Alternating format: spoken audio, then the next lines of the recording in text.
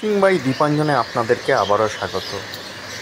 এটি একটি আমি জালের ভিডিও শটের মাধ্যমে দেখাচ্ছি। এটি হচ্ছে বাঘাযতীন কাজীপুকুরের আমি কয়েকটা সিটের মাছ আপনাদের দেখাচ্ছি, আপনারা দেখুন। কিন্তু আমি এই মুহূর্তে সিট নাম্বারগুলো বলছি না, কেননা ওখানে লটারির মাধ্যমে সিট বন্টন করা হয়, তার জন্য।